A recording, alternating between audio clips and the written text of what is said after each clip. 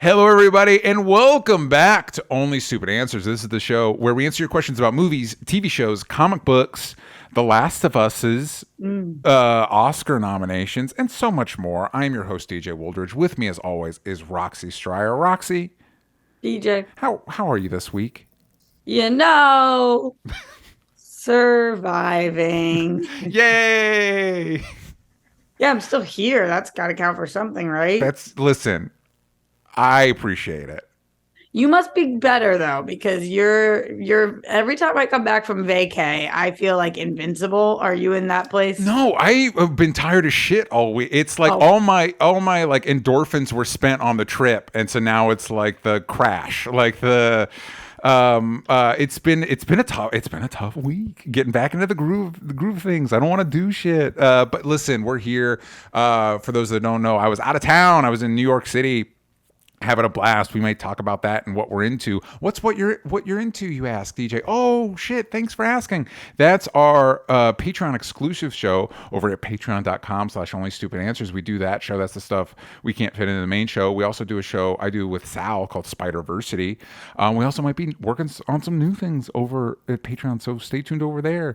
Not only that, I've got a new comic coming out called HELLBENT Volume 3. This is the third and final volume of the HELLBENT saga. So if you've been keeping up, this is the last one. You got to get it. If you haven't checked out HELLBENT, we'll have reprints of Volumes 1 and 2. You can catch up on the whole thing.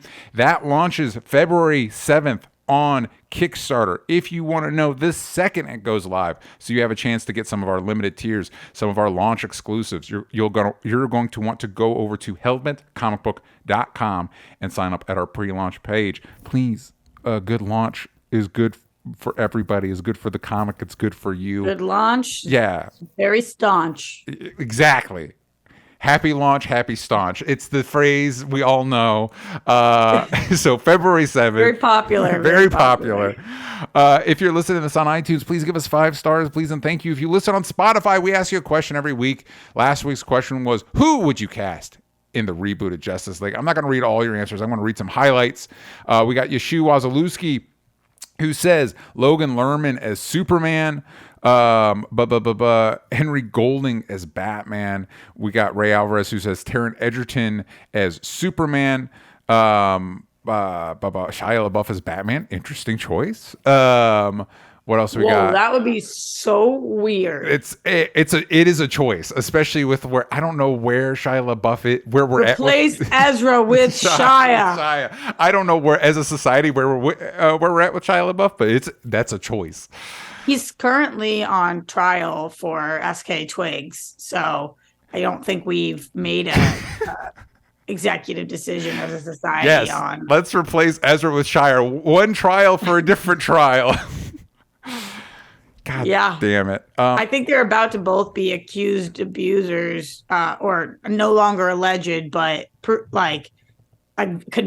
So cool. Swap them out. Yeah, great. Evan Freed says, based on The Politician and Hollywood, I'm assuming those are 2 separate shows. David Cornsweat seems like he'd be a great Superman. Hollywood was that Ryan Murphy show? Yes. Wasn't The Politician also a Ryan Murphy show? Seems right. Hold on. I think I want to say something about this Ryan Cornsweat fellow. The last name Cornsweat is unfortunate. Just wild. Like, it's long. Yeah.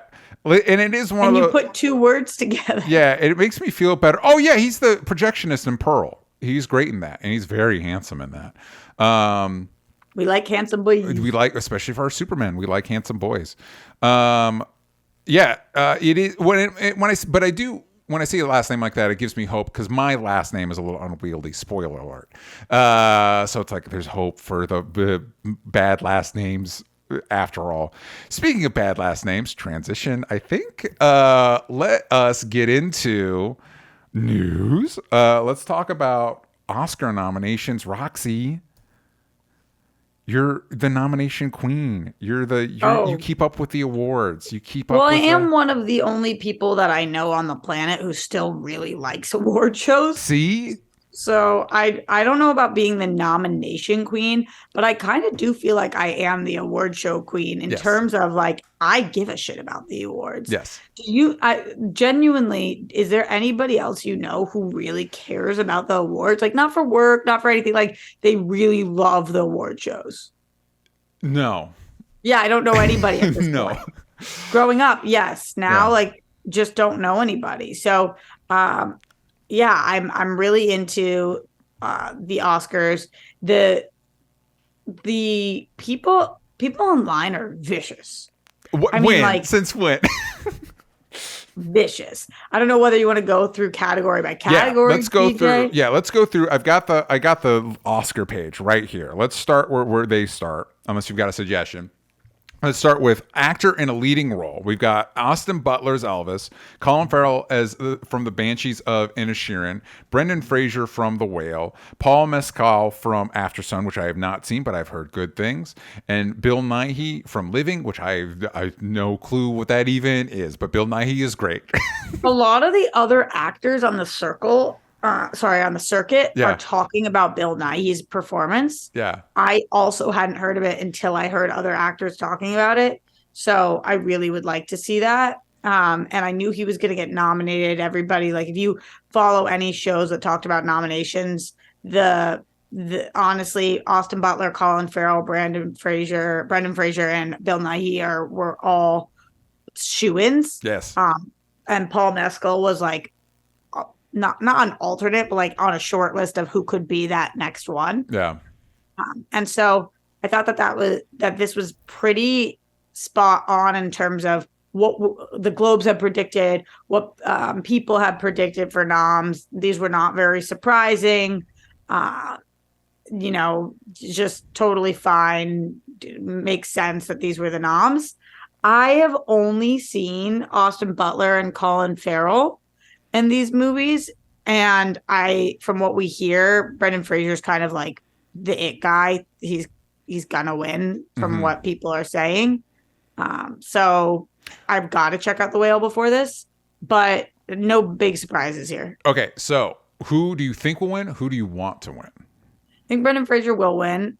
Honestly, I haven't seen his performance, but it sounds like he probably deserves to. I think that will cause a lot of controversy because there's a lot of people out there who are saying, my body is not a costume. Yes. And there's always going to be controversy around whether actors should be allowed to or not allowed to play outside of their specific type in terms of if they're straight, should they be able to play that they're gay? Yeah. If they're one race, should they be able to play another race? If they are one size, should they be able to play another size? Yeah. With this one specifically, I have seen that the curvy community is not stoked about this casting choice. Mm-hmm. And so I do think that there was a lot of backlash online, not only when he was cast, but then when it started doing well on the festival circuit, and then when his nomination took place.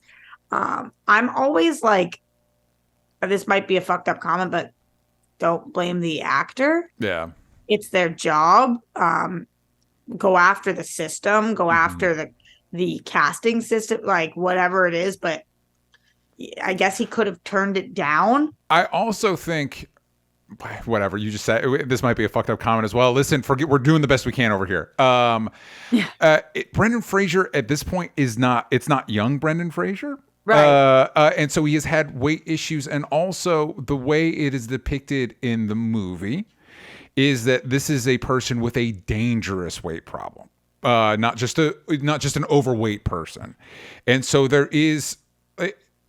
Like, I wonder, I don't know that this is the case, but I wonder if there is a comparison to be made with, like, if you have a character that has a heroin addiction, you're not going to cast a person with a heroin addiction because, you know what I mean? And there's a different... Unless you do, I mean, recovering addict. I mean, that's another, that is a question that some people, I think, would argue, DJ. I think some people would argue if you're going to cast an addict, it should be somebody who's an addict. If you're going to cast, I think I'm not saying I'm arguing that. Yeah. I think that there are people who are arguing for that. But then what is the point?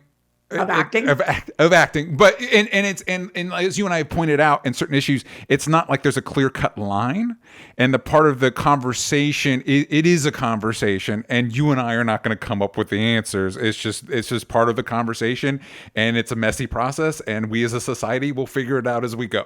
Yeah, totally. Like I remember on This Is Us, there was two Chrissy Metz and the guy who played her husband Toby. He was also in Guardians of the Galaxy. I'm forgetting the actor's name right now. I can't remember either, but he is great. He's been in a lot of stuff I've seen, and he's fantastic.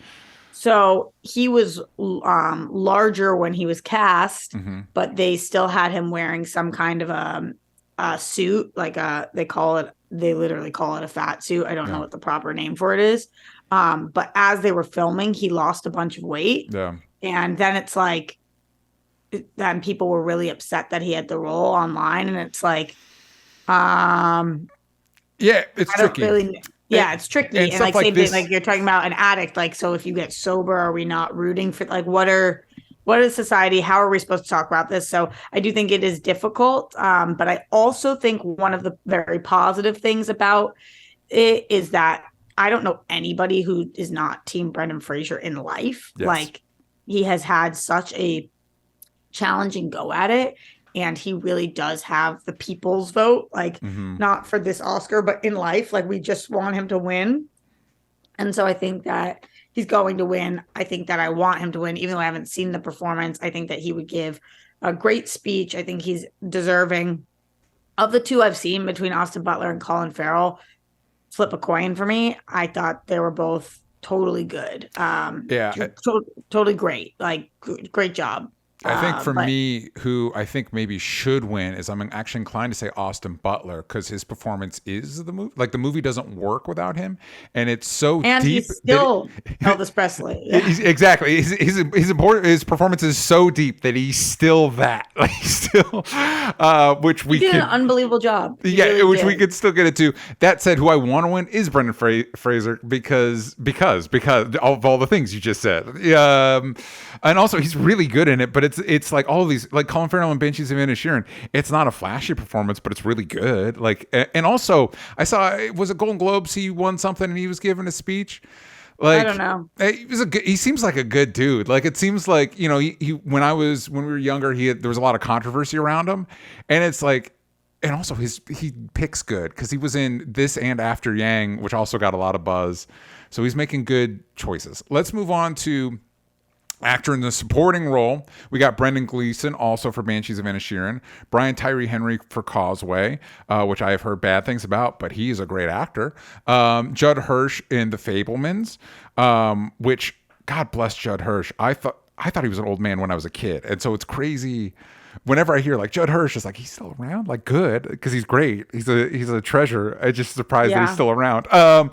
Barry Keoghan for Banshees of Inisherin, and Ke Huy Quan for Everything Everywhere All at Once, which I would say is who I want to win. Whether he's the best performance or not, it's that he's the one I want to win.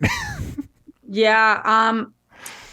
You know, I feel torn on this one a little bit.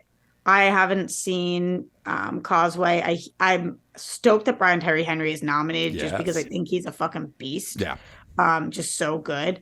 I read this tweet about Barry Keoghan that I was like, just holy shit. Some people just don't know. It said, Barry Keoghan, in 2003, his mom passed away. He spent 7 years in foster care with 23 different foster homes. In 2010, he responded to a small casting ad in Dublin shop window. In 2023, he's nominated for Best Supporting Actor. Yeah. And it just was like, there's some people who, like, you're just like, how did you do that? Yeah, you know, because that's not that's not the norm. Like, honestly, like, actors are like, where'd this person come from? And you look, and then they're like, their great grandparents have Wikipedia pages. Like, it's not like they may be new to acting, but it's not like they didn't come from something. So it's cool to see somebody that really did come from nothing. And I've been talking about this since the second we saw him.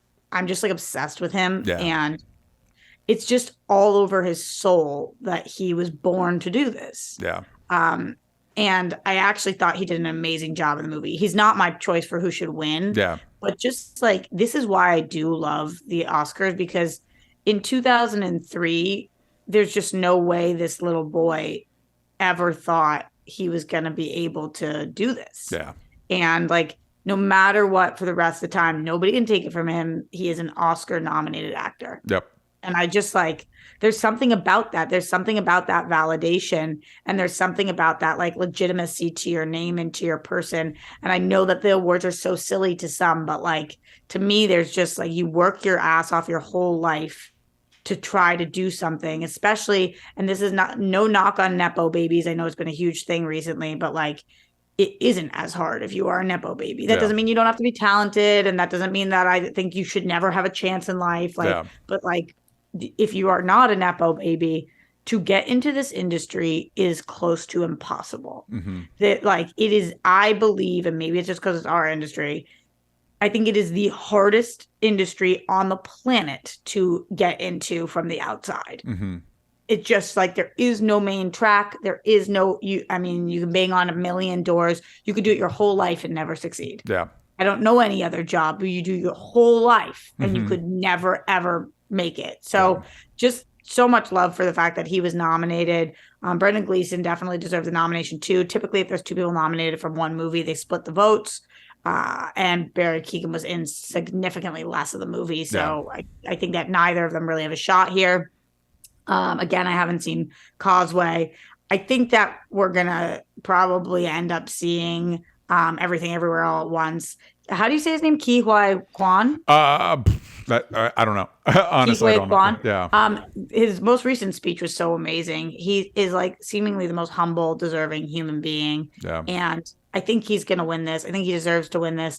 I wish that we watched because I think Judd Hirsch is great. Did you end up seeing The Fabelmans? Not yet. I'll catch it when it's streaming. I am so curious what you end up thinking of this movie. I hope that you end up loving it. But I don't understand the continual snub of Paul Dano for awards in general. Judd Hirsch is great, but Paul Dano not being nominated for this movie is weird. Yeah, sometimes there's those actors like Jake Gyllenhaal where you're just like, are the Oscars mad at you? Yeah. What did you do? Who did you piss off? Why do you continuously like all of the movies Paul Dano is in? Was he not nominated for There Will Be Blood? I don't think so. I don't think he's ever been nominated for an Oscar, and that's certainly an Oscar-nominated movie. Yes, I think he just. Oh, yes, he was. I was agreeing with you. I don't know that he was looking for list of awards nominations. This is a guy who's like, he is in There Will Be Blood. He's in 12 Years a Slave. He's in this movie, The Fabelmans. He's in Little Miss Sunshine, which is an Oscar-winning movie. He's in so many like Oscar-nominated films. And this year also doing the Batman and this movie. Like, you would just think his time had come. Yeah, he wasn't nominated for There Will Be Blood. That's wild. That's trippy. Yeah, it's just, and like it's like when Jake Gyllenhaal wasn't nominated for what the fuck is that movie that I think he's just Nightcrawler? Nightcrawler's fucking great. Nightcrawler's really great, good. His performance in it, like the fact that he wasn't nominated, I remember just being like, oh, sometimes they get this wrong. Yeah. Well, it is. Yeah, definitely. And well, it's kind of a bummer. I know some people were pointing out Northman, which was probably my favorite movie of the year, not nominated for anything. But it's like, yeah, I'm kind of used to that for the Oscars. Normally, if I like a movie, it's too weird for that or whatever. Like, so when you say Nightcrawler, it's like, yeah, I guess that would make sense. It would be on their radar because it was like cool. It was like a cool movie. Like you just think he would have been nominated, he's like a Hollywood leading man. So with Paul Dano, I'm just like, it's interesting. I don't know whose cereal you pissed in because the fact that Judd Hirsch got a nomination for The Fabelmans and you didn't is... Listen, eventually they'll both get their Revenant where it's like, oh, the movie's fine, but like good that you finally got an award. You know what I mean? Like, I don't know that it was for this, but whatever, that's sure. Let's move on to actress in a leading role. We've got Cate Blanchett in Tar, which I saw over the past week, Anna de Armas in Blonde, Andrea Riceborough in To Leslie, which has got some controversy. I just saw a thing that like we're going to see. She did a grassroots campaign instead of doing the traditional campaigning. She asked her friends to tweet about it, and I guess for some reason the Academy's pissy about it, which seems silly to me. But whatever. We got Michelle Williams in The Fabelmans. And we got Michelle Yeoh in Everything Everywhere All at Once. Roxy, I don't want to derail us. I do have a quick question for you. The Fabelmans is obviously a fictionalized version of Steven Spielberg's childhood. So one presumes the titular Fabelmans are Jewish. Are Paul Dano and Michelle Williams Jewish? Do you know off the top of your head? I would probably say maybe one of the two. Okay. Possibly. I'll do some research. Sorry, everybody. This was actually a part of a conversation Roxy and I were having pre-show, so it pertains to a conversation we were having earlier. Yeah, it's a good question. I don't know. I'll have to look. Michelle Williams, Paul Dano, more likely her than him, but yeah, I'll have to look into it. We'll look into it, but you know what? I'm going to look it up right now. But while I'm doing that, by the way, you haven't seen the movie. It is a very, very Jewish film. Yes. In terms of which is good for a variety of reasons, because Steven Spielberg, weirdly, because he is Jewish, but a lot of his movies are very waspy, are very and so it's cool that he finally got to hey man, this is me. They're either very waspy or they're Schindler's List, True. Or Munich. Yeah. So I think that he did a great job in this. There is a lot of anti-Semitism in the movie. Not the movie's stance is anti-Semitic. The bad guys, one presumes, in the movie. Yeah, but he did an excellent job. I have seen some people question Michelle Williams' performance. I thought she was just so brilliant in this. So I have seen all of these except no, that's not true. I haven't seen Tar and I haven't seen To Leslie. Yeah. I hear Cate Blanchett is out of this world incredible. I know you just saw Tar. She's really good at it. Okay. Yeah. So I hear she's out of this world incredible. I think Ana de Armas was actually, by far and away, she's the best part of Blonde. Mm-hmm. The movie for a lot of people is straight up unwatchable. Yeah. But she did an amazing job. Andrea Riceborough, like you said, I've even seen rumors that they're pulling her Oscar nomination, which is fucking insane. Fucking stupid. How is what she did worth? Whatever. Sorry, you got to pay for billboards. Fuck off. Don't get it. But I think that we'll get to the real reason I think people are upset about that one. But Michelle Williams being nominated to me is a no shit. Then Michelle Yeoh, who won the Globe, is I think a favorite in this. Between her and Cate Blanchett, I go back and forth who I actually think will take this. Yeah. But Michelle Yeoh is just she had so much she had to do in that movie. Mm-hmm. She just had to do so many different things that it's really incredible that she was able to do it all. It's almost like she played 8 characters, you know? And she did them all so wonderfully. And she is just a fucking megastar. So I think she's going to be very difficult to beat, but you can never bet against Cate Blanchett. Yeah. But I think the real reason that everybody is upset is because of Viola Davis. And that's not Andrea Riseborough's fault. It's not her fault at all. And I think that people don't really understand how Oscar nominations work.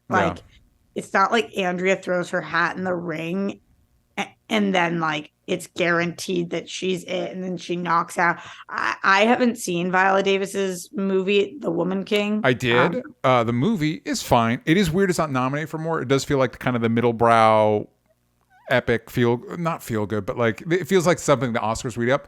Viola Davis is fucking incredible in it. She is, because she's Viola Davis. It's the same with Cate Blanchett's great in Tar. Of course she fucking is. Why are you acting like this is a new thing? She's great in fucking everything. Yeah, so I haven't seen it, but I can guarantee she's great because, as you know, I'm a massive fan of her. I think she's a top 10 actress of our lifetime. She's incredible. It's one of those, I watching the movie, I'm like, this movie's fine, but every time she's on camera, it's fuck, oh my God, Viola Davis, holy shit. Yeah. A wild success for Michelle Yeoh being the first Asian nominee in Best Actress category for the Oscars ever. It's one of those that, good for her, but also first. It's 2023, not once before.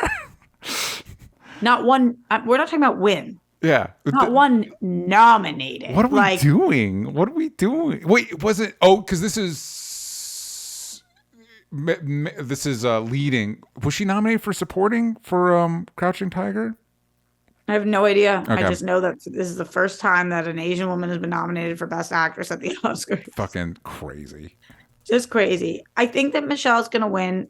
If it's Kate, I wouldn't be surprised. If it's anybody else, I would be very surprised. Yes. Yes. Agreed. Okay. Moving on to actress in supporting role. We got Angela Bassett in Black Panther, Wakanda Forever. Hong Chow in The Whale. She's really good in that, by the way. Carrie Condon in Banshees of Inisherin. Also great. Jamie Lee Curtis in Everything Everywhere All at Once. And Stephanie Sue, I think is how you pronounce the last name, in Everything Everywhere All at Once. Everybody seems to really want Angela Bassett to win this. Well, because she's great and she's a legend. She is great. She is a legend. She's excellent in this movie. She's excellent in everything she does. I wouldn't be surprised if she doesn't end up winning and people are really fucking pissed. Yeah. There's a couple things on her side. Number one, the 2 nominations for Everything Everywhere All at Once are difficult because between the 2 of them, I can't say who did a better job. Mm-hmm. They both fucking annihilated. I don't think Carrie Condon's going to win, but Banshees, everybody fucking loved that movie. Yeah. And I haven't seen The Whale. So I do think that it's more likely than not that Angela Bassett wins, but it's possible that she doesn't because the Academy doesn't love comic book movies. Yeah. Yeah, and it might just be one of those like, hey, here's your award just for everything. Like, it's for Black Panther, but it's for everything. It's for the whole Everything, everywhere, all at once. Yes. Let's skip ahead. We're running a little tight on time, so let's just skip to Best Picture.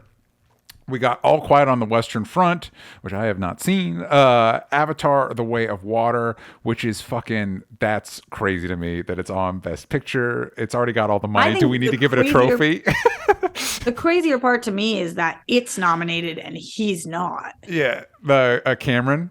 Yeah. Yeah. Fucking. You nominated the movie, but you didn't nominate the person who worked on it for 10 years. It's got all the money in the world. Do we need to give it a trophy too? Anyway, Banshees of Inisherin, Elvis, Everything Everywhere All at Once, The Fabelmans, Tar, Top Gun Maverick, Triangle of Sadness, and Women Talking. Those are our Best Picture nominees. Who do you think's going to win, DJ? Okay, I'm going to I don't think Avatar's going to win. I don't think All Quiet is going to win. Top Gun Maverick is not. I feel like both Top Gun Maverick and Avatar, which are both good movies, I feel like they're on there to be like, hey kids, watch maybe the thing you like will get a thing. Mm-hmm. Triangle of Sadness is definitely not going to win. I love that movie. It's not going to win the thing. I think it is between. Wow, this is a weird list. I think it's probably between Tar and Everything Everywhere All at Once.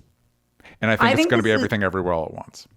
I think that this is going to be between Everything Everywhere All at Once and The Fabelmans. And then the third sleeper pick would be Banshees. Okay, that's fair.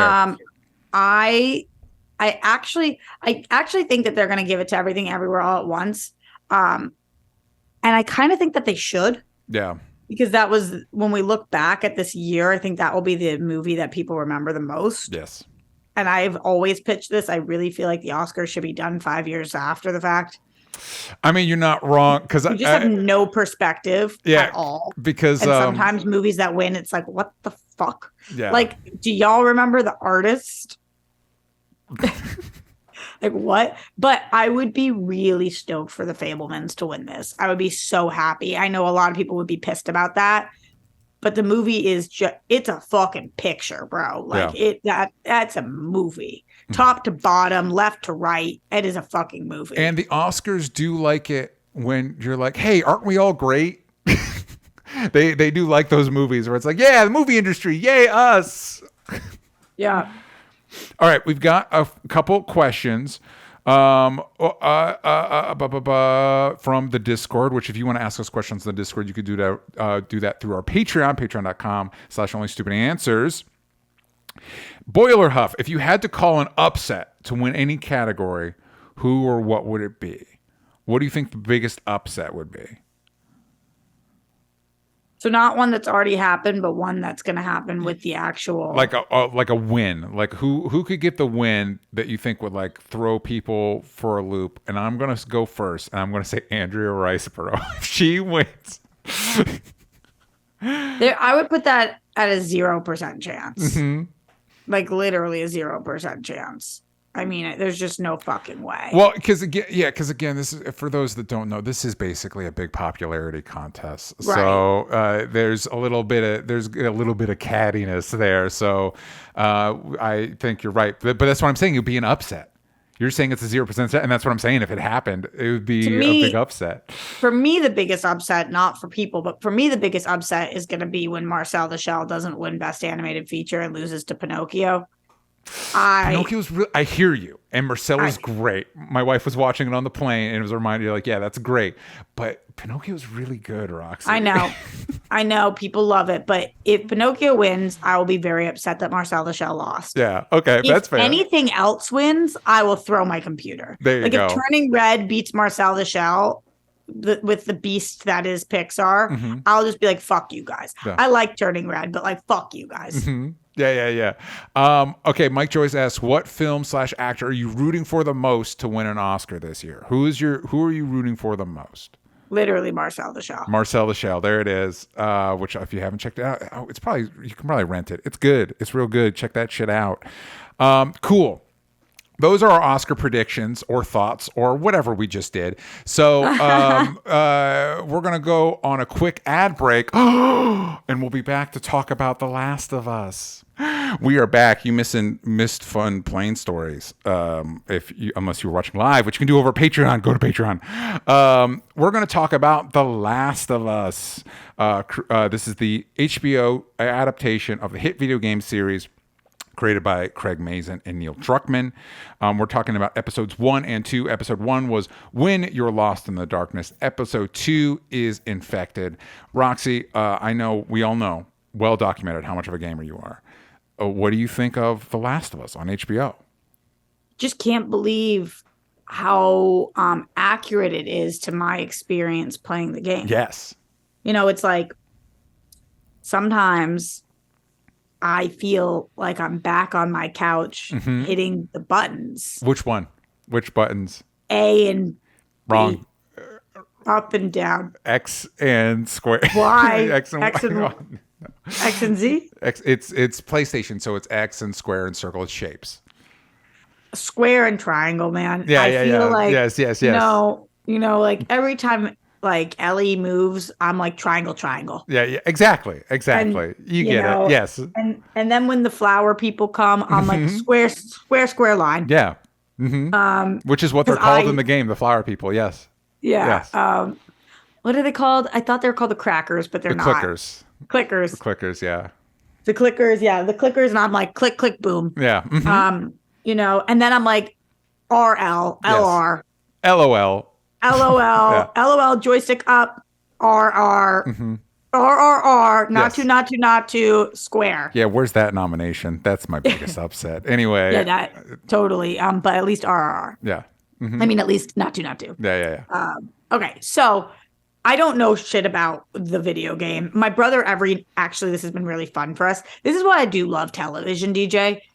My brother lives 3,000 miles away from me. We're both super nerdy. We've always like growing up, he showed me all of the he's older than me. So he showed me all Star Wars movies. He showed me all the Batman movies. He showed, that was always like our thing. And my little sister's not nerdy like us. So that was my brother's thing. Yeah. So every week after The Last of Us, we get on the phone and he tells me like, in the video game, And that's like fucking dope. Yeah. Like, what a cool thing to be able to do with my big bro. We're both in our 30s now, but he's actually a big gamer. So I do feel like I have some reference points for what is different and what's not, or what's happening sooner or what's not. But as a non-gamer, as somebody who's just watching this show, I just think it's so mind-blowingly good. And that might be because I sat through 16 years of The Walking Dead. Yeah. And I know these aren't zombies. I know. Yeah, and that was one of the things, not to go off on a tangent, but that was one of the things I was a little concerned about, because it's the same thing with Uncharted. Because the joy of Uncharted is if you had a really good Indiana Jones game, and if you make that a movie, how is that not Indiana Jones? And it was the same, like, for all the differences, functionally it's a zombie narrative. And so what makes it different from something like Walking Dead? And so that's been interesting. But sorry, back to what you were saying. So all I'm saying is that I watch a lot of television, so this isn't just like because this is the it show right now. I just think it's fucking awesome. Yeah. I think that they have found a way to world build in a way that I really give a shit about where we are. Yeah.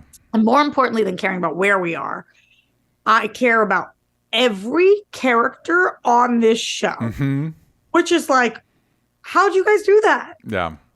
How did you get me to give a shit about somebody? Are we spoilers or no spoilers? What? So this episode, by the time this goes out, will already be in episode 3. So let's go full spoilers. How did you get me to give a shit about a woman so much in 2 episodes that when she ends up blowing herself up, Yeah. I'm there like fucking devastated. Yeah. How did you get me in episode 1 to care about a kid in 30 minutes so much that when she dies, I'm like, the show's over.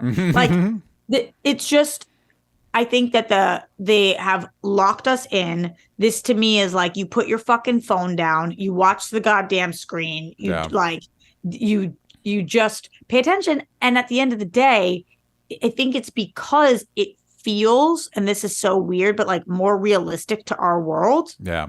Where you're watching this and you're like, those are the responses that people would have. Yeah. Those are the drugs that people would be addicted to. That is what would happen if this mutation or whatever fungus was able to grow. Like, this is, we just saw what went happen when we had COVID. Yeah. The world fucking imploded. Yeah. Like, we know this is what it would look like. And then I love DJ, and obviously you're more familiar with this, but like the aspect that whatever this is like connected. Yes. That they revealed that to us was such a like difference between this and all the other zombie shit that I see. Again, I know this isn't zombies. Yeah. Well, but of course I'm drawing a comparison. Yeah. But all the different things, like supernatural things that I watch. Yes. The fact that this is an entity, a unit. Yeah. And like when he steps and they all come, I was just like, oh shit. It's like, I don't even know what we're in for yet. Yeah. Because I was worried after the pilot. I was like, this is amazing. But like, does this have legs? Or is this just going to be another one of these? And then like every bit that's revealed, holy shit. Not to sound like everybody else on the internet, but I'm just like, whoa, this is good. Yeah. Yeah. It's been interesting because it's been interesting to see the differences. I was a little concerned. Like, because again, play the game. It's like when we've read the book or whatever, like you've kind of got, when you hear stuff, you're like, Pedro Pascal's great. Is he Joel though? Like, because I felt like we keep casting Pedro Pascal as this like grizzled hard ass, and it's like, yeah, but he's so handsome and charming. Like, I feel like he should be doing more movie star shit, not this character actor stuff. You know what I mean? However, he's great here. He's fucking perfect. Gabriel Luna is great as Tommy. We only got him in the first part of the first episode. I gotta say, so as somebody that played the game, I knew Tess's fate. But when you show that you've got Anna Torv, who's an incredible actress, playing Tess, I was like, well, hopefully, I think my tweet was, I hope we get more of Tess than we got in the game, like trying to keep it vague. And the show was like, no, fuck you. Fuck that. Yeah. Well, DJ, so to me, as a non-game player who's like heard a little bit about the game, you always hear this is about a guy and a girl. Yeah. And so I know that this is about Pedro Pascal and Bella Ramsey's characters. Yeah. So I was like, this girl's got to bite the dust for sure, because it's not about a guy, a girl, and a girl. Mm-hmm. It's about a guy and a girl. Yeah. So I was like, oh, she's going to bite the dust. But then I looked on IMDb. Yeah. And it said that she was going to be there for 7 or 8 episodes. And I was like, oh, okay, it'll be at the end of the season. Mm-hmm. So then when we lost her, I was like, fuck you. Yeah. Mm-hmm. You IMDb, you lied to me. Yeah, I was hoping maybe that would be a change, just because that actress is so great. She was in Mindhunter. She was in Fringe, which I didn't watch, but she's great in Mindhunter. The one thing that I wasn't quite clicking with, because we just went through a pandemic, something that's different so far from the show to the games is in the games, there's a real concern about the spores. Like, basically, once you get past clicker stage, you start shooting out spores, and if you inhale the spores, you're infected, and it's a problem. And Wait, so the spores? Can you elaborate on that? The spores are coming from. once you basically the stages in the game are roughly. Basically, normal zombie, you look like a human, but you're functionally a zombie. Then you become a clicker, where you've got the shit coming out of your face. And that takes a long time. I don't know the time. I think so, because he says in the show they can live up to 20 years. I don't know at what stage you start becoming a clicker, but I think you're right. I think it's like years after initial infection. Okay. And then eventually, like we saw in the first episode where somebody basically gets stuck to the wall. They're basically fungus at that point. Yeah. Typically in the game, that's SpaghettiOs. That thing's shooting out spores. Like you need to put a gas mask on because if you inhale the spores, you're donezo. Oh, interesting. Okay, so like that's the third phase. Yeah, that is a third phase. We get hints of it in the show. There are, let's just say, they're bigger ones in the game. Yeah, I keep when we saw the scenes from like this year on the whatever. Yeah, it looked like there's gonna be a fucking massive monster. Yeah, and there's I'm like, yo, bitch, who you? There's a big one, and so when we started laying, by the way, I love the concept of the cold openings. I love that the cold openings are basically ways to like, there's no way for our characters to like know this stuff or run into these people. So we're going to use our cold opens to kind of flesh out the events leading up to, and not even that. The first one being the news report is just like the idea. It's a way to, I think it's a really effective way to get exposition across functionally. But having just lived through a pandemic, being like, well, this gets transferred through Byte, and then it takes over. I believe the Jakarta opening takes place 2 days before the Joel and his daughter and that whole situation. And it's like, well, that's bullshit, right? Like it's bullshit because like reason COVID was so bad is because it was aerosolized, and that still took months to spread. And I was like, well, Chernobyl was the attention to detail in Chernobyl was so good that there's got to be an answer, but I wasn't feeling it. I was like, is this going to be kind of like dumb zombie shit? Am I just going to have to accept dumb zombie shit? So I did a tweet this morning, and it's been pointed out to me that it is kind of barely mentioned that it's subtle that the person that was infected in Jakarta worked at a flower factory. It's implied basically that the spore, that because these aren't sporing in this show yet, that it got in her food. And I'm like, okay, that's fucking scary. Like that's actually a really good way to explain why it would go, just because the quickness of it was like planes are falling out of the sky. Like that's fucking insane to me. Like it's not back in the 90s when we did zombie shit. It was conceptual. Like we just lived through a pandemic. We kind of know the rhythms of a pandemic. So to say that it's happening so quickly that it's like 2 days, it's across the world, planes are falling out of the sky. It's like, what the fuck? But then if you say it's like, oh yeah, I got in our food. Not only is infection quick, we saw in the first episode that like within like a couple hours of a bite, you're infected, but that it got into our global food supply. It's like, that's actually not only is that a really good explanation, but that is a current, like now I want to know how like the QZ monitors their food supply that makes sure that it doesn't get in the food. That's actually fucking really scary. So what is one of the things that I've been watching the show, because that was something that I like kind of picked up on, but not fully, is like, is this isolated somewhat, or like, are there parts of the world that are still functioning and we're just not welcome there? We are not aware of that in the game. The implication is that it's everywhere, everything everywhere all at once is fucked. But there might be. There might be. I want to ask you, speaking of location, this is so far we've been mostly set in your hometown of Boston. What do you think of the depiction of Boston? You know, they very clearly shot this in Canada. Which like is totally fine because of course it's not going to look like Boston because it's years later and whatever.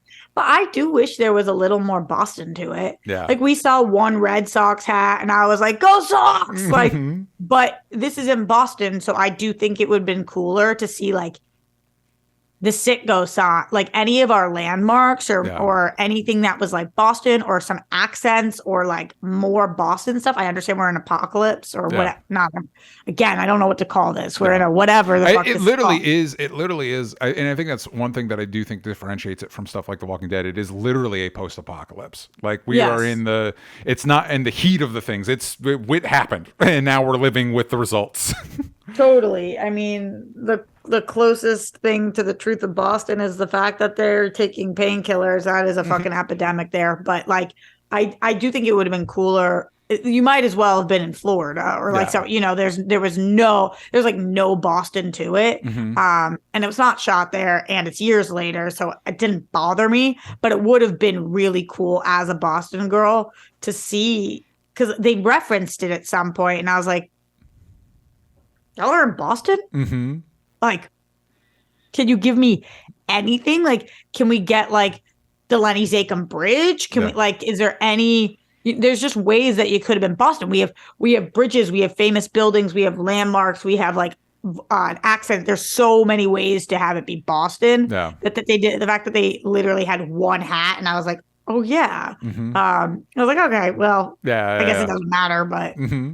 It would hurt. Oh, a little bit more. Just get a little bit more in there. Yeah, like one of the shows that I'm watching right now, which I'll talk to you about later, is this show called Ginny and Georgia, which is very different than this show. But all of a sudden, we end up in Boston. Yeah. And at first, I was like, wait, this doesn't feel like Boston. But then they must have fucking added writers to the room that are from literally Boston, because there's shit that I'm like, oh, you could never have known that about the culture unless you were from there. This isn't something you could Google. Like, you would have to know. I doubt anybody from Boston worked on this show in the way that it came. Again, doesn't affect me negatively, but would have been nice little thing. Yeah, nice little touches. So going to our Discord, Leonard Kim posted, some people are heralding The Last of Us as the best video game adaptation in a while, maybe ever. However, do you think that's hyperbolic? It makes me wonder if people have unrealistic expectations with video game adaptations. Everyone is entitled to their opinion, but I just think people tend not to give video game adaptations a fair shot and or have ridiculous demands in what they believe is a good adaptation. All right, let's talk about it for one quick second, DJ. Yes. What's rivaling it? Literally, is quality? Yeah. Literally nothing. I mean, so I can't. Like, I don't know. Like, so I don't think it's hyperbolic because, like, even though there's only been 2 episodes, there's never been a video game adaptation that I've been like, this fucking rocks. Yeah. There are things that I have not hated. There are things I've even liked, but like, I think this show is awesome. So, yeah, I mean, it might end up sucking and not being the best. I don't think that's going to be the case, but like in my mind, I don't even know what the other, especially TV wise, like, so there's Halo, which is good. And I think that's, Halo, which has its moments. I liked the end of the Sonic 2 movie. But even, okay, stick on TV for 1 second. Though. Yeah. Literally, what are the TV video game adaptations? There's an animated Sonic series out now. There's actually the 90s Sonic animated series is pretty fucking good, but it's a different. It's like it's so different. So I don't think it's not like this grand statement when people are like, "This is the best TV video game adaptation." It's like, as Marcel says, compared to what? Yeah. Compared to what, bro? Yeah. Oh, and also, and I think that's another. I don't know that people appreciated how tricky the adaptation here is, because I actually think it's more difficult to adapt this because the story in Last of Us is so good that it's like, well, what do you do? How is this? How does this improve? Or what can you even do differently? You know what I mean? It's already cinematic. It's already so good. But I do think the one thing that they've been able to differentiate themselves beyond the just general quality is being able to look at different, because a game is so focused on the game aspect. You're not like jumping around from different perspectives. You're pretty much following Joel the entire first game. To see more of Anna Torv's Tess, especially when she's talking with that. One of my favorite scenes in both episodes is when that guy has her hostage and he's all like, well, what am I supposed to do? She's like, let me go, dude. What am I gonna do? I've done shitty things. You've done shitty things. Like her argument of why she should be let go. Like this is a really good scene. And I think my favorite moment in episode 2 is when Tess has to like go climb through the thing, and so it's just Joel and Ellie like shooting the shit. And I think by the way, where are you from? Yeah, and I think they've really done a good job threading the needle of like Ellie is just sarcastic enough. Like she's just enough of a kid. Like she's recognizably a kid, but she's not annoying. Thank goodness for Bella Ramsey. Yes. Like she's really killing it. Let me ask you this, because I've heard in the video games that she is a lesbian. Yes. Did I miss references on the show? No. The only hint we have so far is Tess is like, so you have a boyfriend. She has 2 questions. The second one is, you have a boyfriend, and she's like, no, was it just you? Whatever. Going into when she says she snuck into that room or whatever. Which is we see in the game. In the second game, it's DLC. I think it's DLC in the first game. Anyway, we see the lead up to her getting bit, and so I'm wondering if we're going to get flashbacks to that in this season. But yeah, she asks if she has a boyfriend, and she's just like, she pauses, she's just like, no, or like no answer or something like that. So it's like, okay, yeah.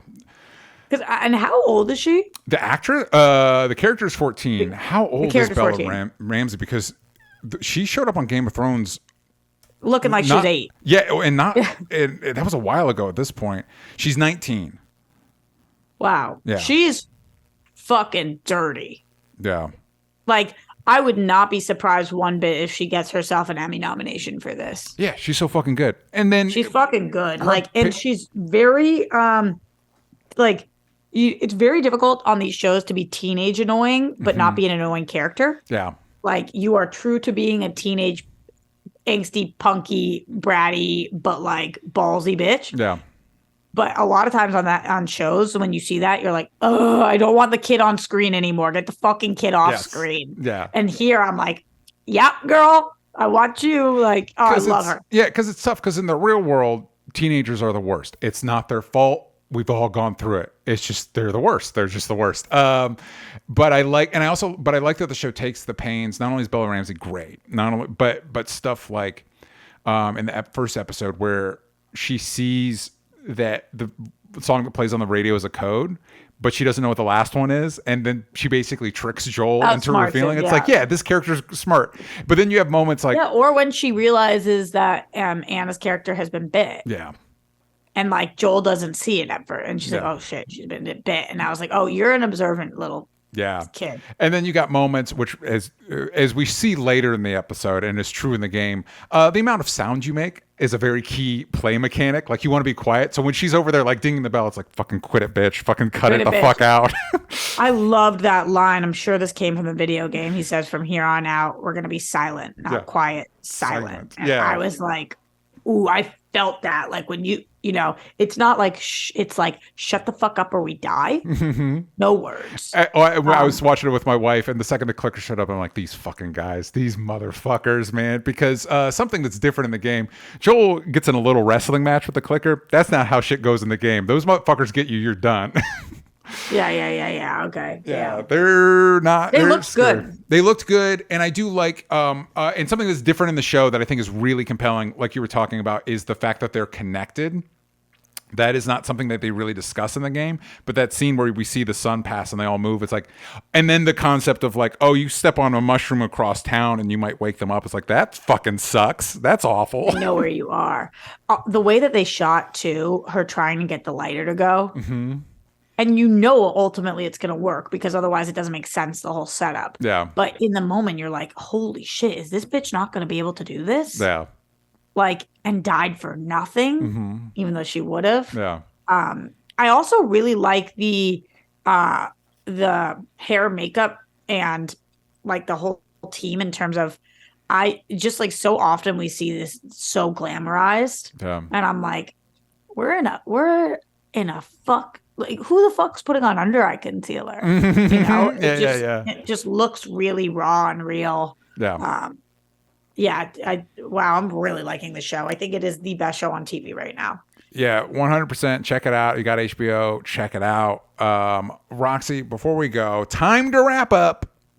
Oh wait, we got in the chat people throwing out their video game suggestions. M Yip says Arcane, which is a good point. Arcane on Netflix is really fucking good. Didn't see it. Well, because you don't like animation. It's not that I don't like animation, It's DJ. that you don't leave on the record. It's that I don't love animation. I don't like watching animation. Kayla Solomon says Joel and Sarah in the first episode avoid flour the whole time. Sarah doesn't eat the biscuits. They ran out of flour for breakfast. Joel forgot to pick up the cake. Yeah, that's got to be the answer. That's actually really smart and really fucking terrifying. If our flour supply got this fucking spore, this thing in it, we are fucked. Sorry, show, for questioning you. I apologize. I love flour. Yeah, we all do. That's the point. We'd be so fucked. All right. Roxy, what should the kids be looking out for from you? All the things at Roxy Stryer, everything World Girls also. We're finally running out of our calendar. So if you want it for this year, you got to get it now, theworldgirls.com. Even have signed versions. Get your shit in. Go get it. You can find me at DJ Talks Trash. Please, please, please, please, please go over to HELLBENTcomicbook.com. Sign up on our pre-launch page. February 7th. That is when the campaign launches. This is the third and final volume. We really want to be able to end this story on our terms. We had the ending planned before we even started getting art for the very first issue. So this is what we've been building towards the entire time. We think it's our best stuff yet. HELLBENTcomicbook.com. Please go check it out. And if you want to follow this show, you can do that everywhere that matters at Only Stupid Answers, but on Twitter. Yank out the vowels from stupid. And also on Hive. Roxy, have you migrated from Twitter yet? Do we have a good Twitter substitute at this point? Have we figured it out? I'm on Hive. Yeah. But I'm full blown team Twitter, bro. Like, okay. All right. I'm not team who runs Twitter. Yes. But like there was an earthquake in LA the other night. And I took to Twitter and I was like, I remember you, babe. Yeah. There's still a place for you in my heart. Yeah, all right. Hopefully we figure that out. All right. Thank you all for joining us. We will see you all next time. Bye, everybody.